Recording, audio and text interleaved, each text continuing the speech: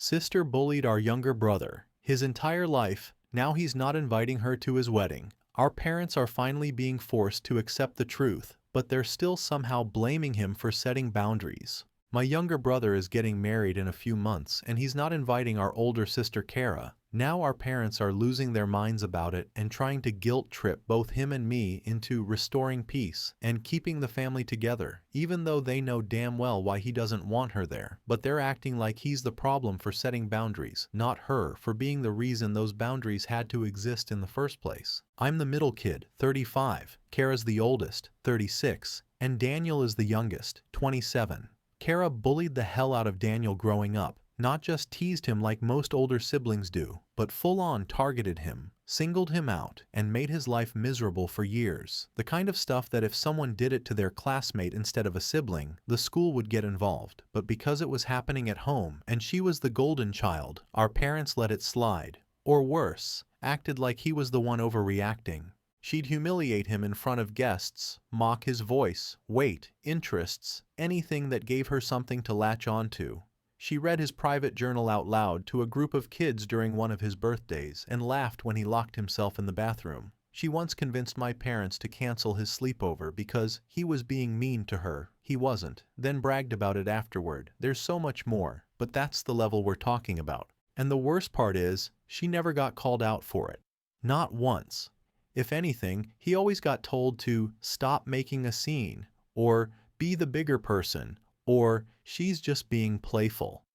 My parents never wanted to believe their daughter could be cruel. They'd twist themselves into knots to justify it. That's how siblings are, was the go-to line. I bought into it for a while too because I didn't want to rock the boat. I feel like trash for that now. It wasn't until Daniel went to college out of state that he started to finally get distance from all of it. Even then, he mostly just went low contact instead of fully cutting people off. We stayed close mainly because I was the only one who didn't completely ignore what had happened, even though I was quiet about it. But our parents kept trying to bring him back into the fold like nothing ever happened. They'd guilt him about missing holidays, saying stuff like, "Kara's your sister, you're going to regret this one day." Fast forward to now, he's engaged to someone awesome, they're happy, they're building a life together. The wedding is small and local, he's keeping it drama-free on purpose. Kara's not invited, and neither are my parents if they keep pushing for her to be included. They think he's being vindictive and holding a grudge, that he's being cold. But that's not what's happening. He just doesn't want someone who used to make him feel like garbage standing there pretending everything is fine. Our parents have been blowing up my phone constantly. They keep saying stuff like, "You're the reasonable one, talk some sense into him," and "This is your chance to fix things." I told them I wasn't going to do that, and they flipped. They're acting like I'm encouraging him to cut off his family, just because I'm not pressuring him to forgive someone who never apologized. What makes this even worse is that Kara doesn't see anything wrong with how she treated him. She genuinely thinks she was just messing with him and teasing him like any older sibling would. She's said that to my face. She even had the audacity to message his fiancé recently, apparently trying to plant the idea that Daniel was emotionally unstable growing up and has always been dramatic. His fiancé blocked her immediately and told Daniel, who obviously wasn't surprised. But my parents? They're brushing that off too. She was just trying to make peace. Okay. There's one thing I haven't told Daniel yet, and I'm not sure if I should. Back when he was in high school, he got into a really good college. Kara didn't like that the family screw-up got into a better school than she did. One day, she jokingly sent in a fake disciplinary tip to the school's anonymous reporting system saying Daniel was caught cheating on his SAT. It triggered an investigation. He ended up having to send in an appeal letter, and a teacher vouched for him, so it didn't stick. But I know Kara did it. She bragged to me about it at the time and said, "It was just to shake him up a little. I didn't say anything. I didn't want to get dragged into their drama." But now, looking back, that was a moment I should have done something. He almost lost his spot. I don't even know if he knows that was her. I've been carrying that guilt for years. Anyway, Kara is now playing victim. She keeps saying she has no idea what she did wrong, and that Daniel is trying to rewrite history to make her look bad.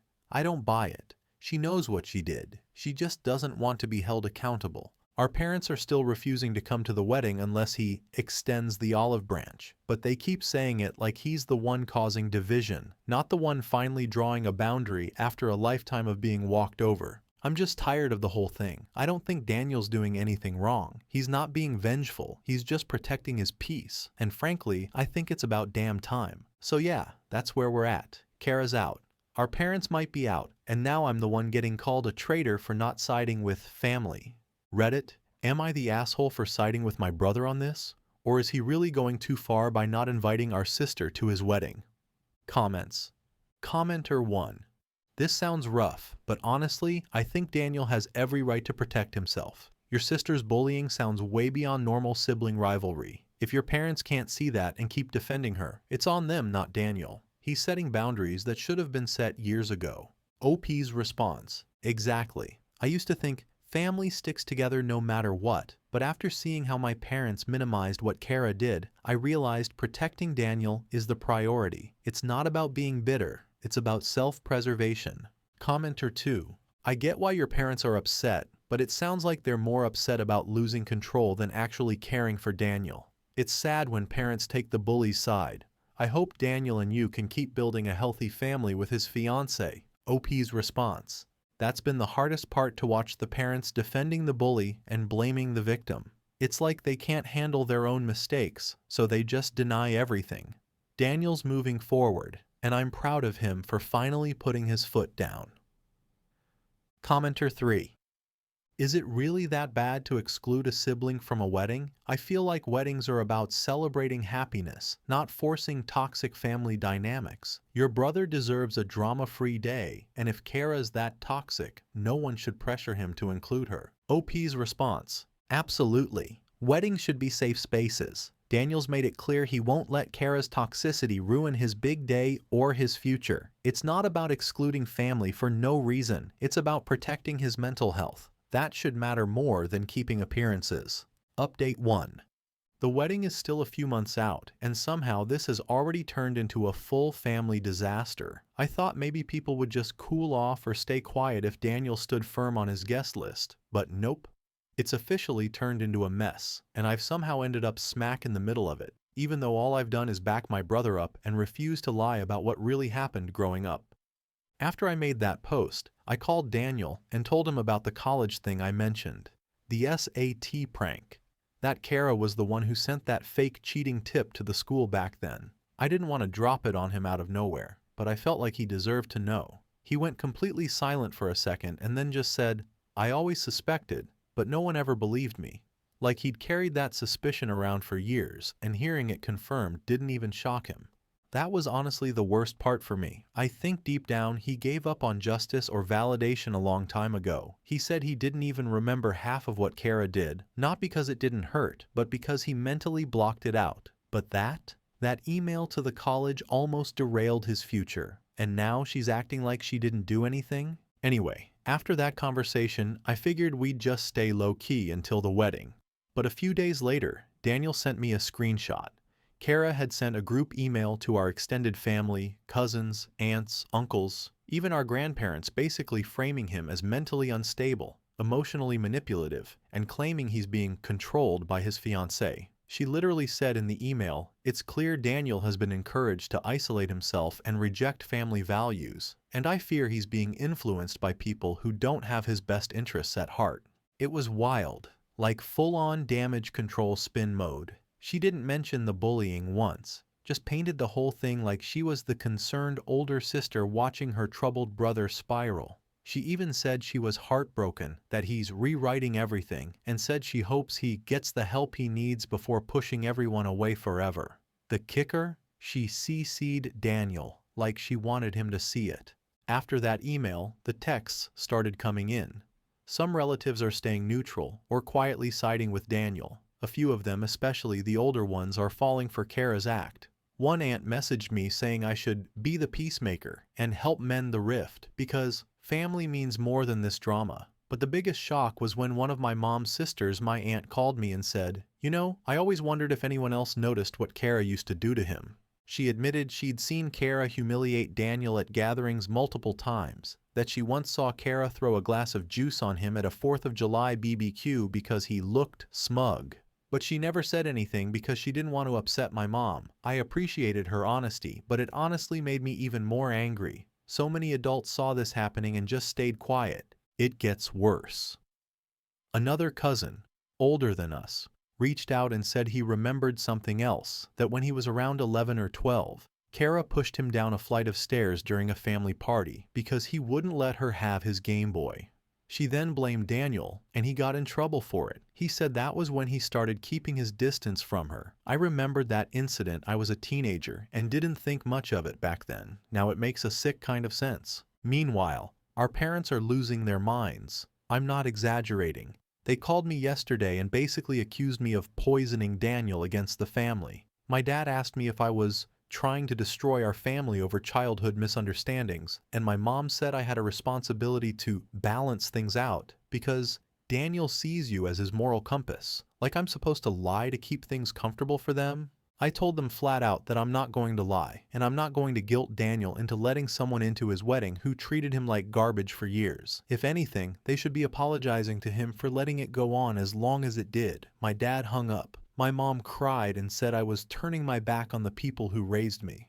For the record, I haven't said a single thing publicly. I haven't clapped back at Kara's email. I haven't replied to the family group thread. I haven't even told Daniel what some of the cousins said yet. I'm keeping it between us unless he decides he wants to bring that up himself. But somehow, I'm still getting blamed as if I'm stirring the pot when all I did was finally admit that Daniel's not crazy or dramatic or making things up.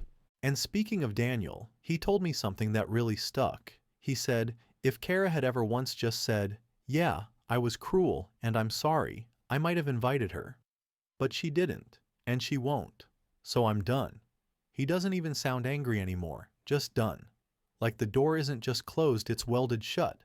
Also, his fiancée is now completely out on the rest of our family. She said point blank that there's no way she's letting their future kids be exposed to people who can't even acknowledge basic reality. And honestly, I don't blame her. I used to think things would eventually calm down or settle, but now I don't see that happening. Kara is doubling down, our parents are in denial, and Daniel's over it. I'm just staying out of the crossfire and staying on his side, which apparently makes me public enemy number 2. So yeah, Kara's not invited. The parents are on the fence now too, because Daniel said if they bring it up again, they're out. And now I'm being labeled disloyal for not trying to sweep decades of abuse under the rug for the sake of a wedding photo. At this point, I think Daniel might actually cut ties for good after the wedding, and I don't blame him one bit.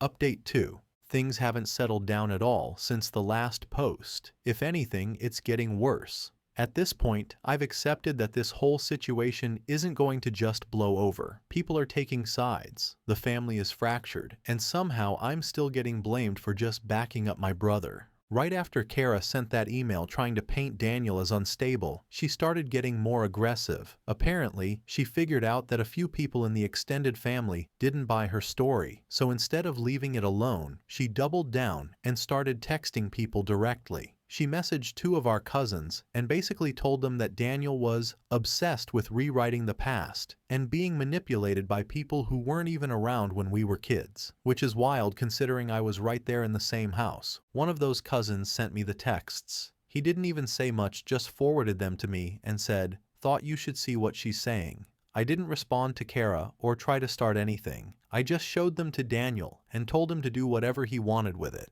His response was basically, she's trying to get ahead of the truth. But then something happened that none of us expected. One of Kara's old high school friends, someone I haven't talked to in years, randomly DM'd me on Facebook. I hadn't even thought about her in forever. She said she came across Daniel's fiancée's private wedding site, the one with the guest info and schedule, through mutual connections.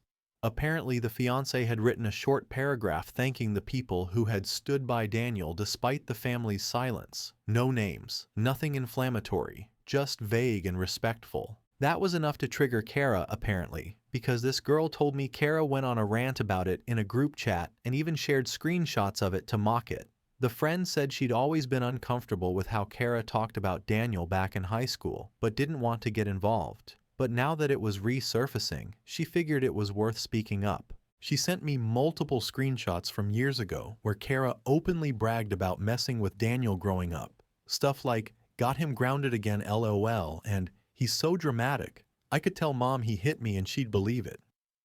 Nothing major on its own, but the pattern was obvious. She also said she once saw Kara slam a door on Daniel's hand during a summer visit and then laugh about it after. I didn't even think twice. I saved all of it and sent it to my parents, not to stir the pot. I just figured, okay, maybe they'll finally have something they can't ignore or minimize. My mom didn't respond right away. My dad's only reply was, "That proves nothing." The next day, my mom called crying. She said she was blindsided and couldn't believe Kara would say those things. But she still ended it with, "You shouldn't be spreading this stuff around the family." Like somehow the problem wasn't what Kara did, it was me showing people proof. I also found out that one of our older cousins, the same one who remembered the Game Boy story, told a few other relatives that Kara used to bully him too. He told them the story about getting pushed down the stairs at a Christmas party and being blamed for it. That finally made a few more people shift. I had one uncle call me and say, "I had no idea it was that bad. I didn't even respond. What was I supposed to say to that?" And while all this is going on, Kara's been trying to play victim online too. She hasn't named names, but she's been posting vague crap like, "Funny how people will weaponize lies to feel better about their own boring lives," and "Family is supposed to be unconditional, not performative." It's clearly about Daniel and me, and a few of her friends have already messaged me defending her, saying she always spoke so highly of her siblings. Sure. The most recent thing that pushed me over the edge was a phone call I got from my dad 2 nights ago. He said we needed to find a way to de-escalate before this becomes permanent. I asked him what that meant. He said, "Maybe you should reach out to Kara and tell her you didn't mean to involve outsiders in family issues." I asked if he even read the screenshots. He said yes, but everyone does dumb things when they're young, and it's not fair to ruin someone's life over stuff they did as a teenager. I reminded him that Kara was still doing this crap well into her 20s. The fake cheating tip she sent to Daniel's college wasn't a childish prank. It could have destroyed his life. He just stayed quiet after that.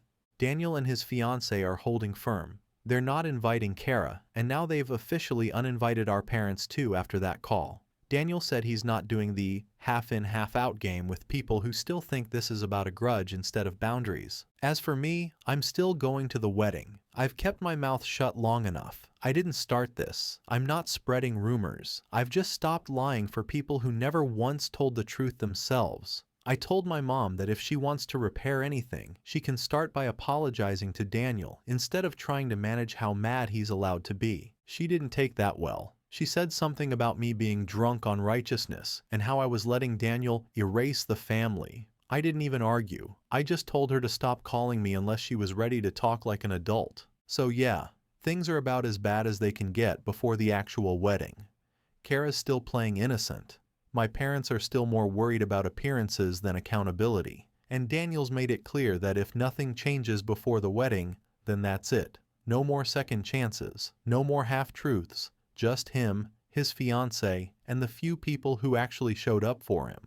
Honestly, I'm fine with that. Update 3. So, the wedding went ahead last weekend, and it was honestly incredible. Calm, peaceful, full of people who actually like Daniel. No tension, no fake smiles, no walking on eggshells, just love and support and good people. It was the first family gathering I've been to in years that didn't leave me with a headache afterward. But let me back up, because the days leading up to it were anything but peaceful. First of all, my parents did not take being uninvited well. I guess they assumed Daniel would change his mind at the last minute, like maybe he'd have a change of heart seeing the guest list or something. That didn't happen. Instead, Daniel had the venue send them a formal notice that their RSVP was being canceled and they were not welcome. No extra explanation, just, "You're not invited. Respect the boundary." That alone made them spiral. They both blew up my phone and left a string of voicemails that ranged from guilt-trippy, "You're both going to regret this when we're gone," to straight-up aggressive,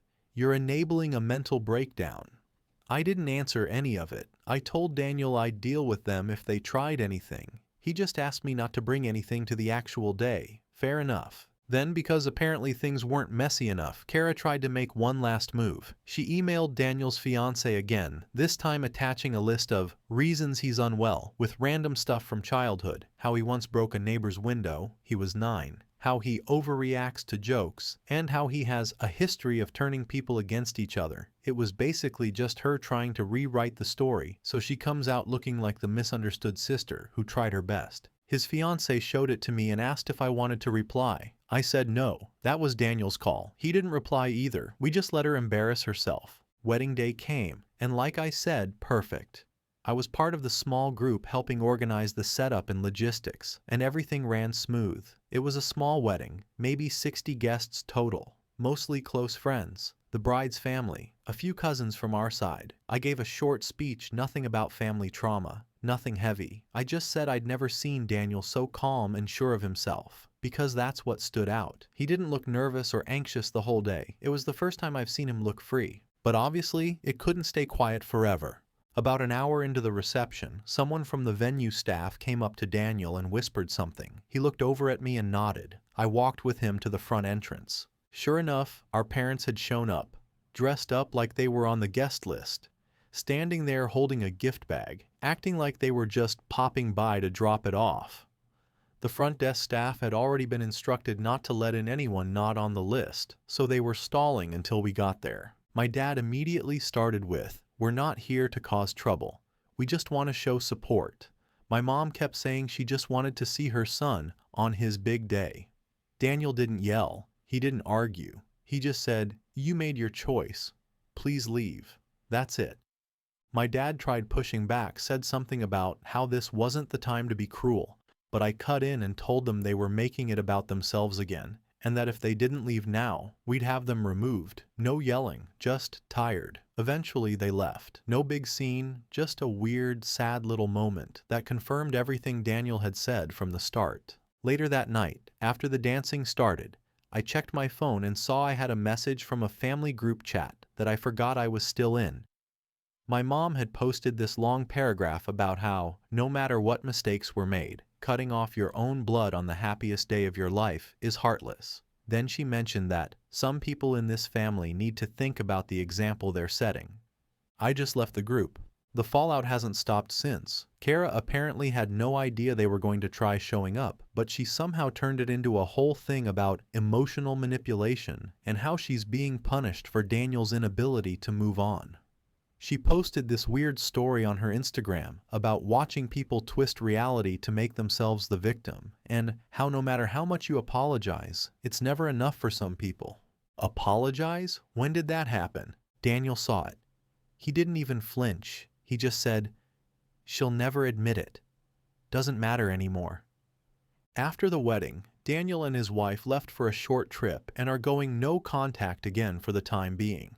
He told me he's legally changing his last name to hers, not just because of Kara, but because he wants to cut ties with our parents entirely. Said he doesn't want his future kids carrying a name that came with that much damage. Can't say I blame him. As for me, I haven't responded to my parents at all. My mom's still sending emails. She switched from guilt to anger to desperation, depending on the day. The last one was asking me to mediate a healing conversation between the siblings before it's too late. She still won't say Kara did anything wrong, just that Daniel's being unforgiving and I'm encouraging it. But I'm not. I'm just not lying anymore. That's it. I'm done pretending this family was something it never was. And no, I don't feel bad that the wedding didn't include them. It was better without them. Everyone who needed to be there was there. That was the real family. Final update. It's been a few weeks since the wedding, and honestly, I'm still processing everything. If you told me a year ago that we'd be here with Kara out of our lives, Daniel cutting ties with most of the family, and my parents still blaming him for setting boundaries, I wouldn't have believed it.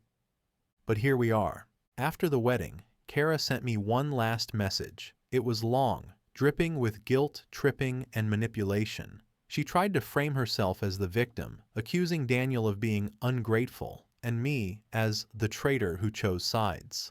She begged in a twisted way, asking if we were happy now that the family was ruined. I didn't reply. There's no point. It was exactly what I expected. Her refusing to take responsibility, turning everything back on us. A couple of weeks later, I got a letter from my parents. Not an apology, not even close. It was a plea, really. They wrote about putting everything behind us before it's too late, and even offered to write a speech for Daniel's future child to be read at their birth party, the one they weren't invited to. I sent back one text. Too late came a long time ago. Daniel cut contact with them for good not long after the wedding. The only family he's staying in touch with is me and a handful of cousins who quietly sided with him after seeing the truth. I'm low contact with my parents now too. It's easier that way. Kara, she left town, moved across the country, supposedly for work, but everyone knows it's because she couldn't handle being called out publicly by a couple of her old classmates who came forward with stories after the wedding drama blew up online. I've blocked her everywhere and have no intention of ever reopening that door. This all came with a cost, I won't pretend otherwise. We lost what little family we thought we had left. The holidays won't be the same, birthdays will feel empty. But the weight of pretending Kara was a normal sister was far heavier. Protecting Daniel from her abuse was the right call, even if it meant burning some bridges. But I do feel at peace knowing that Daniel and his wife are building a life without the toxicity that poisoned us all for so long. Daniel's wife had their baby a few weeks ago. I'm honored to be the godparent. It's the first real good news we've had in years. The baby doesn't know the chaos that led to this point, and that's exactly how it should be. Kara actually tried one more time to reconnect when she heard about the baby. She messaged Daniel's wife, then Daniel, asking for one last chance to be part of their lives. Daniel didn't hesitate. He got a restraining order. No exceptions. My parents? They fell silent after the letter. No calls, no messages, nothing. It's like they're waiting for the dust to settle, hoping we'll come back. But I doubt that will happen. This family will never be whole again.